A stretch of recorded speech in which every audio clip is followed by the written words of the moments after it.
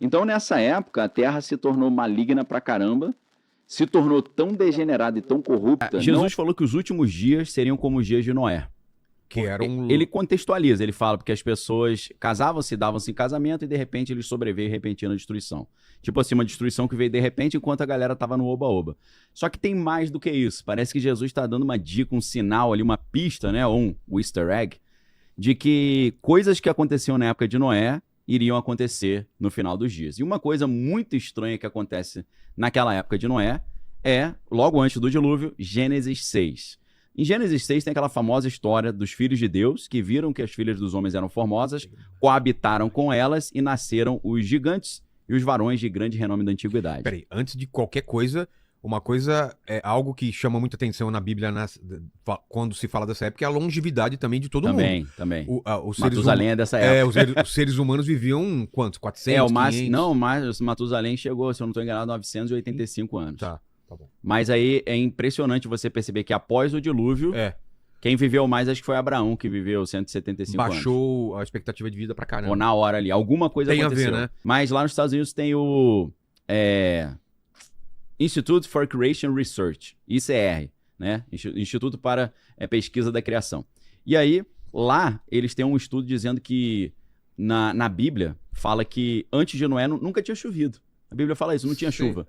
No final do dia vinha um orvalho que regava as plantas. Era como se o mundo fosse uma grande estufa, né? Não tinha regiões frias, né? E aí é claro que depois quando esfria vem a Era do Gelo. Mas o que acontece? A tese é que como a Terra era como se fosse uma estufa cheia de vapor, a radiação solar não penetrava tanto e não degradava tanto o DNA dos seres humanos e dos animais. Inclusive tem outra curiosidade aí que eu cheguei a conversar com um dos meus professores, Cídio Machado, professor da Universidade Federal Fluminense, na área de pediatria, se eu não estou enganado, ou bioquímica, acho que ele era professor de bioquímica, médico, né? E deve ter uns 30 anos que eu não sei do professor Cídio Machado. Eu queria fazer medicina, então fazia um cursinho especial com ele, né, que era professor da Federal Fluminense. E eu falei, professor, o lagarto, ele não para de crescer até o fim da sua vida. O lagarto e boa parte dos animais. Esse negócio da gente crescer e parar é uma particularidade, principalmente dos mamíferos. E aí eu falei pra ele, poxa, imagina se o dragão de Komodo, aquele lagartão gigante, ele vivesse 1000 anos, ele ia crescer eternamente? Ele falou sim. Eu falei, ia ficar do tamanho de um dinossauro, né? Ele falou, com certeza. Então, se ele tivesse alimento suficiente, né, e condições ali. Então é uma curiosidade também pra gente perceber que essa história de dinossauro também vem tudo antes do dilúvio. Talvez essa redução da longevidade tenha uma relação também da gente não ter animais tão grandes quanto havia, né, nos tempos antigos, né? A gente vê aquele tigre dente de sabre, né? Aquelas preguiças gigantescas, capivara monstruosa. Talvez era porque os bichos viviam mais também, né?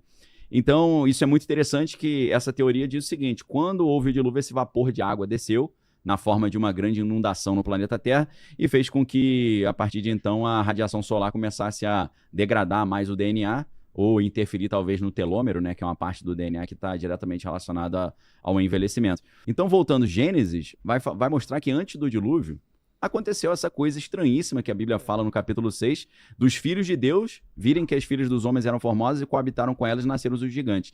É claro que esses filhos de Deus não são os seres humanos, porque no Antigo Testamento nenhum ser humano é chamado de filho de Deus, a não ser Adão, que era chamado de filho de Deus. Os filhos de Adão são chamados de filhos do homem. Bnei Elohim, Bnei Adam em hebraico. Então, quando a Bíblia está falando os filhos de Deus, está falando de uma classe angelical, né? No livro de Jó a gente vê isso claramente, quando Jó fala que Deus criava o mundo enquanto as estrelas da alva alegremente cantavam e todos os filhos de Deus rejubilavam. É claro que não eram seres humanos, porque Deus não tinha nem criado a terra ainda.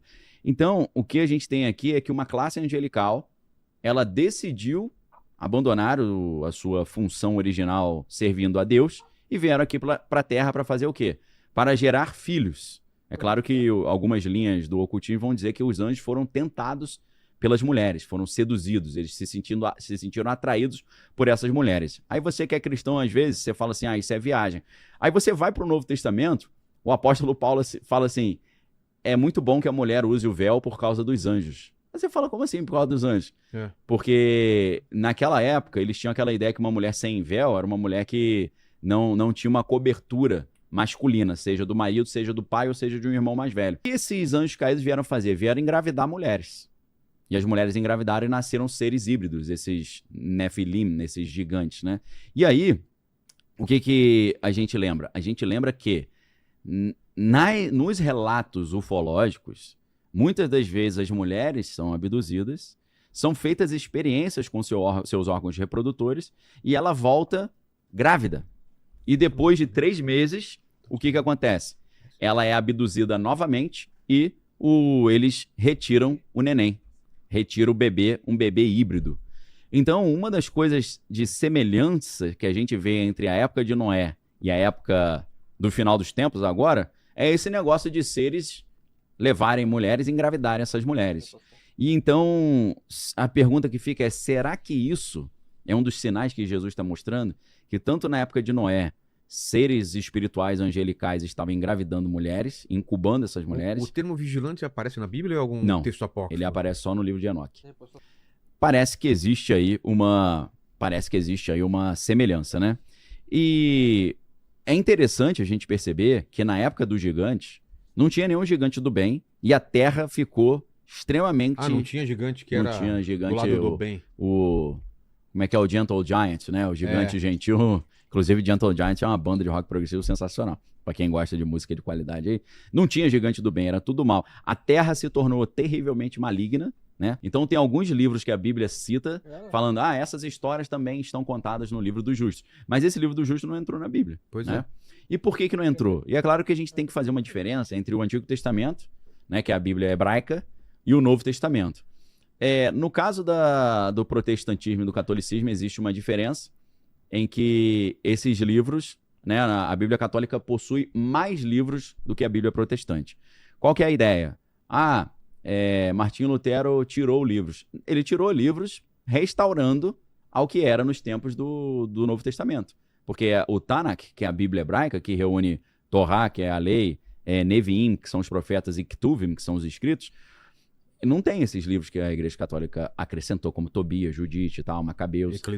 Eclesiástico, né? Eclesiastes tem na Bíblia, Eclesiástico não.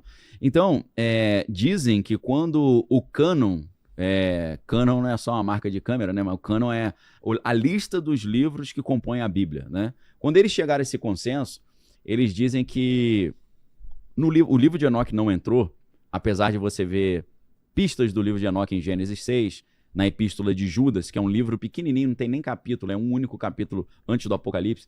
Nas Epístolas de Pedro também tem citações ali muito claras do livro de Enoque, por exemplo, quando Pedro diz que aos anjos que não guardaram a sua morada original, Deus os guardou em prisões eternas até o juízo. Isso vem direto do livro de Enoque.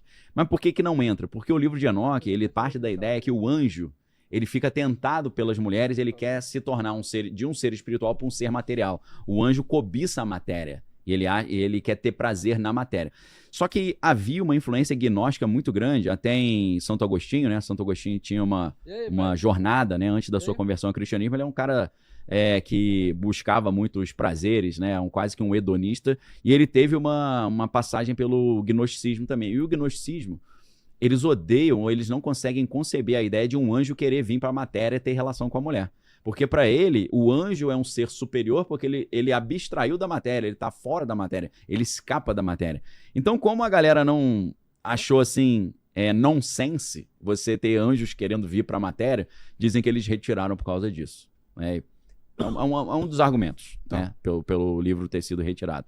Então, nessa época, a Terra se tornou maligna pra caramba, se tornou tão degenerada e tão corrupta, não em comportamento, mas o DNA, geneticamente... Corrompido, porque... Deus tinha a linhagem pura. Isso. E aí, de repente, por causa desses gigantes, ela foi... Foi corrompida. Como tivesse o DNA humano foi hackeado. Na verdade, há algumas explicações. Uma explicação é que os anjos caídos estavam querendo fabricar esses gigantes de forma que eles criassem uma espécie de soldados para destruir o povo de Deus e estabelecer um reino maligno na Terra. Você tem um cara gigantesco, a chance dele vencer é maior. Então a ideia também era perverter as linhagens humanas geneticamente para que também o Messias não conseguisse chegar, né? Só que aí o que Deus faz? A corrupção do DNA humano foi tão grande, mas tão grande, que Deus teve que destruir toda a criação para proteger o seu projeto original. É como se fosse um vírus que entra no sistema computacional e aí você tem que fazer uma cópia num outro computador e o original, que tá o vírus que você não conseguiu extirpar, você tem que destruir. Então, nessa tese, o dilúvio teria vindo por causa disso.